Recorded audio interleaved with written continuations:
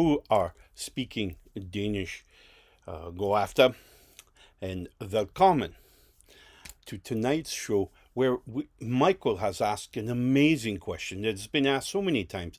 I think we could pretty much write a regular kind of response, canned response almost, but I don't do that. So tonight we'll start by saying, for those of you who haven't registered yet, New Reality TV, you want to sign up and register for the summit that's happening this weekend.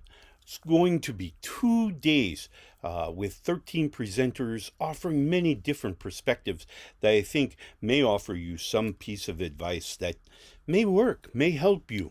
All right. So multitude of direction and ideas that hopefully can give you some help along your way. So today, I also want to call out, of course, my website, NorseWhispers.com. There you can find, our friends. Where are you? There you are.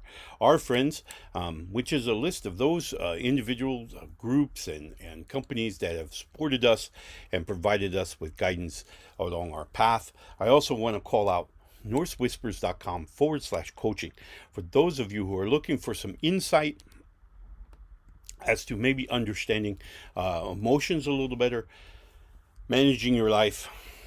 Give me a shout. Let's have a conversation, and we'll see. Let's work something out that helps you, that benefits you, and that you can grow and live in love with. So that is on the agenda. So make sure, check out the links. All the information is there on the webpage. I also want to give a huge shout out to, there they are, my platforms. For all of you who have liked, go ahead and like, follow, and subscribe one of those channels, and we will make it the content hopefully will keep getting better and better and better. And of course, now, as you can see by the sunlight, summer is arriving here in Alaska. So it's actually been here for a while, but it's actually getting to a place where we might be able to broadcast from outside and be able to show you some scenery around this beautiful state. So hopefully we'll get that underway. So tonight, Michael asks, why are we here? Why? What is the meaning of life? He says.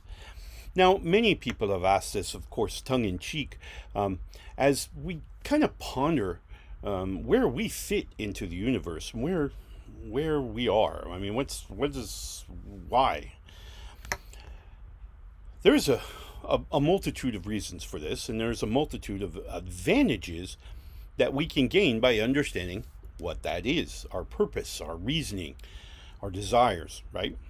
We figure those out, and it's easier to find the roadway, right? The path forward. So we'll start with some of the answers I've received from the spiritual realm, of course. A little different than, of course, my experiences here on Earth, but nonetheless as equally important, as they are a different perspective than what, of course, I've had. When we speak about experiences in our lives, whether we interpret them as good or bad or indifferent, matters not.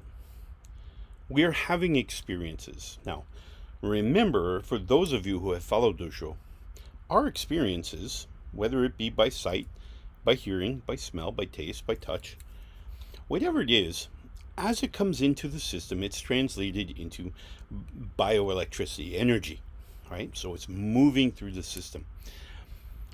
As it moves through the system, it's going to move through what I call emotional filters.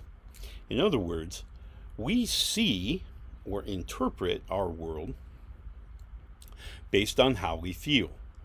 Now, for those of you who have followed longer, you may remember when we spoke about our aura, right? The aura, and that outside frequency being what? That's right, being our emotional status, where we're feeling right now. So that energy creates this border around our aura. Now, depending on how intense that frequency is how much stuff it lets in, right? So if it's super high frequency, we're we're an emotional train wreck, chances are we're going to have a very high frequency on that border, and we're going to prevent energies from entering into it. Those energies may occur as in things that we see, hear, touch, taste, smell, right? All of those things coming in through our aura and then being processed by our physical sensory input. So if you notice, sometimes when you're out doing your thing and you're having a good day and life is great and doggone it, a great day, notice how your eyes are drawn to those things that are more joy fulfilling, right? They're more joyous. They're happier thoughts. They're happier things. And that's not an accident. That's not a coincidence. What's going on is that you've set these emotional filters, and now they're interpreting all of your sensory input to meet that goal, to meet that filter.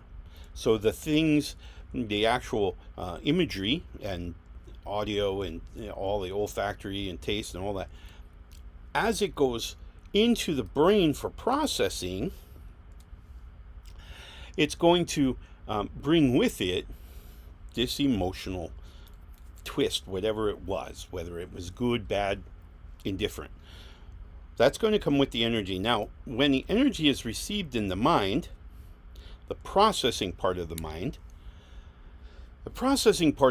recognizes the emotional signature attached to the energy, and then it sends a signal to our heart, which then releases hormones into our blood, populates the body, winds up in our head. And the first thing that the hormones do as they come into our brain then looks at it and says, okay, here's the chemical composition. This is what it looks like. And this is what my recipe book says. And my recipe book says if I see that stuff, I am happy, right? Happy. So immediately, once we describe happy, we're going to set our filters, our emotional filters, and then store the memory, right? So all of this has happened in, well, we would consider it less than a blink of an eye. But then, of course, on the spiritual realm, they don't have such confines as the construct of time. They are purely experiences. Happens whenever, right? All right. So our sensory input is brought it in as energy, converts it to energy to put on the optic nerve. Optic nerve then transports this energy into our emotional filter. Our emotional filter then applies itself to whatever the energy is, passes the energy to the processing part of the brain. The processing part of the brain recognizes it, does its little comparison, releases the hormones. Hormones come up to the brain, sets the emotional filter for the next present, and stores the memory. Now, this is all under the umbrella of our consciousness. Our goal, one of our ambitions in life should be to understand and control that process, right? One of the things that you have to remember, and we all do, I do too, is that we have a choice. As this emotional input comes into our emotional filter, we have a choice whether to allow the emotional filter to attach to this energy or not. To implant then our own energy into that signal going into the processing, which then releases the hormones, and of course the rest of the process continues. We have a choice, and we can make that choice every present. Every micro sliver of time between the experiences that we have had and the ones we haven't. We can make that choice, and we can choose to be happy. Very much like looking for the, silver lining on the clouds, right? So we're looking for that silver lining, and when we do that, we can inject that energy into what we receive to make it feel happy. Okay? Critical. When we talk about mental health, many times, although this little gizmo probably causes more problems because its mission in life is to promote fear, is to promote separation, right? That's kind of what the idea is to make sure that people struggle in coming back together, realizing that we're all one people. It matters not of where you came from, of what color your skin is. It matters not whether you're a boy or a girl. It matters not. What matters is that we all come together in harmony and promote peace and love. That is the way. That is the way the earth works. That is the way the universe works. And that is the way humankind should work. Many people say, oh, well, but the animals eat each other. Yes, and they do that to fit into the circle, right? As that animal is perished and the spirit is then lifted to be with the ancestors, the body, the physical body, simply feeds the earth. It feeds the animals. It feeds all of the things that need these nutrients. So it's a circle, right? And so this is very important, is the spirit lifts and it ascends into the spiritual realm with the ancestors. When we talk about our purpose in life is to enjoy moments. Now, that sounds odd, right? Moments. What is a moment? Now, many people say, well, it's just a brief, short period of time. No, that's not a moment. A moment is when you're in the moment. Your physical sensory input is focused on that moment. Okay? You see, you hear, you taste, you touch, you smell, everything. All your senses seem to be heightened as you engulf yourself in this moment. That is a moment. Why?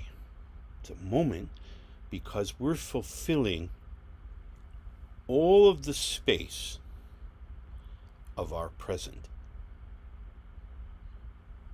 We're in that moment. Okay? In your whole existence, your whole consciousness, everything about who you are, what you are, everything, all fits into the present. All right? Everything. Your whole focus. Some of us may look back on our lives and go, oh, that was fun, or man, I really learned from that, or that was nice.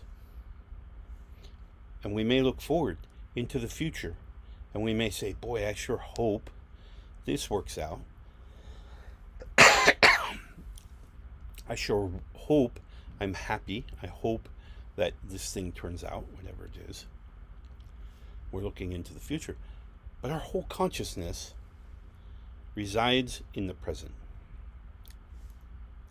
And the more we can fill that present with these sensory inputs, the sights, the sounds, the smells, the tastes, the touch, and we just embrace that experience, that truly is then being in the moment. A critical piece for our mental health, that sometimes we just take a minute, and it doesn't take long every day. You can do it in 5 minutes. Just focus on being in the moment. This allows us to now begin to control the emotional influences of our mind. Oftentimes, this energy is always coming into us, always coming. And we may feel as if we're being pulled in this direction and that direction. And sometimes it's hard to tell where we're to go in the future. What direction? This is where we need a moment. We need a moment to stop all that. When I talk about blocking all of this, have you ever been so focused on a task? So focused, whatever it was, that you lost track of time? That nothing else really seemed to matter? Right? You were focused on your task. This, my friends, is when you're blocking everything else out. And that is a skill. That is something that you need to do. Drill down on that focus. Focus on one thing. It can be so small. Maybe others won't even see it. You focus on it and lose everything else. Block it all away. Right? And now that you're in the moment, now you can really tangibly feel what your heart is telling you. What is it saying? Where are we going? What do we want? Who are we? Our heart is the connection to the ancestors. They're all around us. They're everywhere. And they listen. And they answer. But you'll never hear them with these. You have to listen with your heart. Okay? And when we do, we will hear them, and they will help us. They will help guide our steps, that we may be moving forward in the destiny that we were to be. All right? So it's very logical that many people, especially in the modern day, have begun to lose their way, have kind of trying to figure out which way to go. What am I doing? Too often we forget our moments. We need our moments. And this helps us to wipe the slate clean. And as these things come back in, as these, you come kind of out of the moment and you're starting to reaccumulate these thoughts and worries and concerns and influences, you can use this opportunity to organize, prioritize, apply a little bit of cognitive thought here to kind of put everything in its place. Don't become overwhelmed. Right? That's critical. If we start feeling overwhelmed, we go back to a moment. Or maybe it's a little bit more wider moment, and it's not a moment as much as it is maybe a couple of moments together. Right? So we're focused, brought that focus back to just a few things. We're blocking out everything else.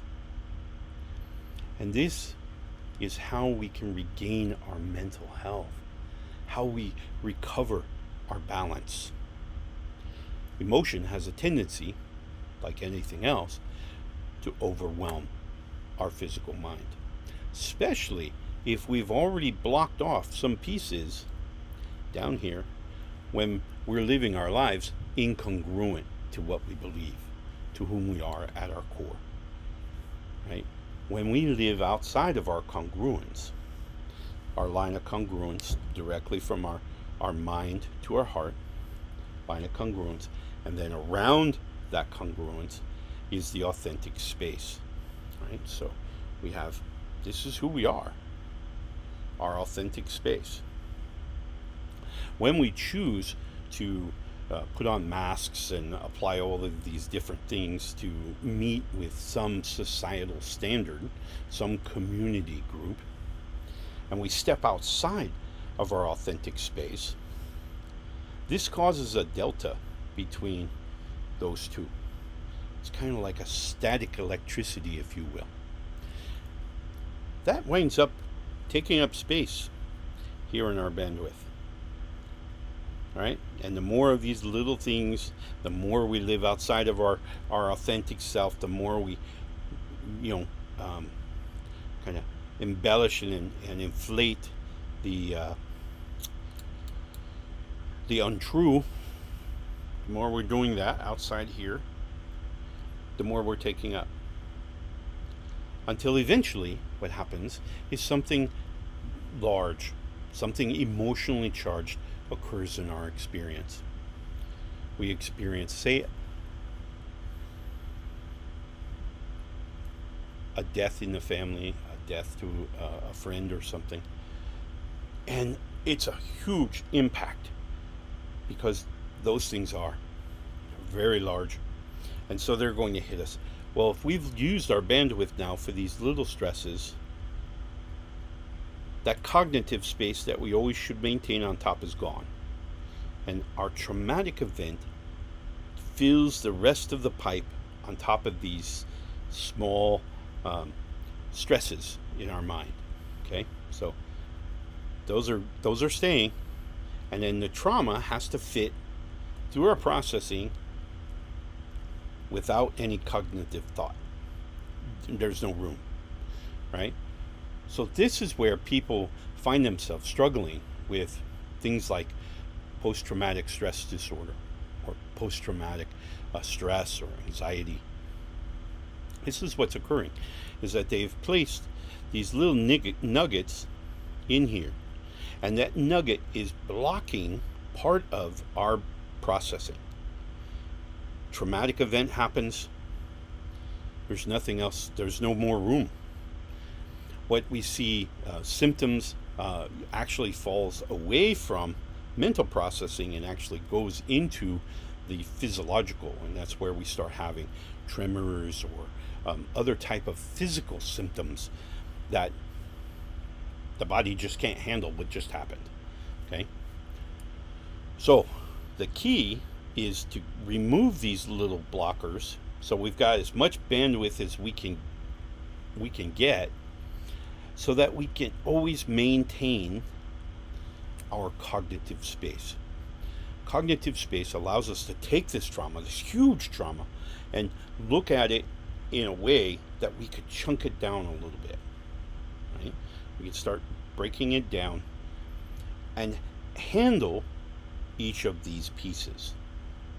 Okay, we look at the emotional, the sadness.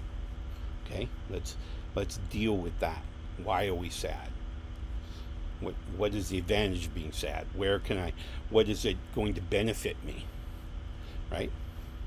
And those are all viable questions, all wonderfully viable questions. But it's only when we have our cognitive thinking space can we do that. Can we look at those, chunk them down, and then say, okay, how does this piece, this chunk, how does it affect my thinking? Okay, so that's really critical, and it really gets to the point of understanding the influence that this will have on our future. Right? So definitely control these little blocks, maintain your cognitive space, and we should be able to get through these traumatic.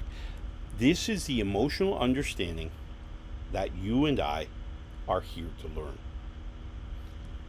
This is the growth that we need to experience so that we can truly become the best version of ourselves, that we can evolve to that next level of who we are, following, of course, the stones that make up who we are. Critical. All right? So I encourage you, take some time and think about what I've said here today. I know many people say, well, that sounds like, a psychological mumbo jumbo. But think for a minute. when you see something that's very traumatic, what do you do, right? Most people have a tendency to kind of freeze up momentarily. Why? Because this thing is trying to process through our brain, and our brain can't handle too many things successfully. It can handle them. Handling them successfully is the next level, right? So when you talk about one of the things that I've worked with hundreds of men and women who have this triggering effect, something in their past has caused them to have an emotional trigger. And I say, this is what I want you to do. We're going to focus on your cognitive space, maintaining our cognitive space. All right? And when we do that, when we have that down pat, that's when you're going to see kind of the ability to stop, breathe, think, respond. So, stop, breathe, think, respond. This is a method of ways, or a way, I should say, to control our reactions to particularly triggering events in our lives. It's a very powerful tool that just gives us that minute. Stop. Think. Now we're going to chunk it down. Chunk, chunk, chunk, chunk, chunk, chunk, chunk. Okay. Respond. We respond with cognition. We react with emotion. Emotion's what drives reaction. Emotions unchecked drives reaction. We don't want to react. We want to respond. Responding means that we put a little cognition into it. We've chunked it down, and now we can deal with it. Whether it's a bad memory, whether it's an imagined situation, whatever. That's really where we need to be. All right? So, thank you so much, Michael, for your question. I hope all of this has provided you with enough intellect to hopefully answer your question. If not, by all means, send me another email and we'll communicate even further. In the meantime, for those of you who haven't had a question answered yet, please stop by our website, norsewhispers.com. There you'll find a button all the way down to the bottom to the left. There will be a big orange button that says Ask Me a Question. Ask me a question. If I make a show about your question, I'll send you a free t-shirt. And you can check out the shirts on our webpage as well. There you can see what you'll get and know that it's no cost to you. I'll do all the shipping, all the handling, everything. All you have to do is stand by your mailbox and wait for it to show up. So ask away, and if we make a show, we'll get you a shirt. All right, my friends, I wish you the very best remainders of Wotan's Day for you. I hope that you've had a wonderful one, and I look forward to seeing you again tomorrow, where we will embrace strength of Thor.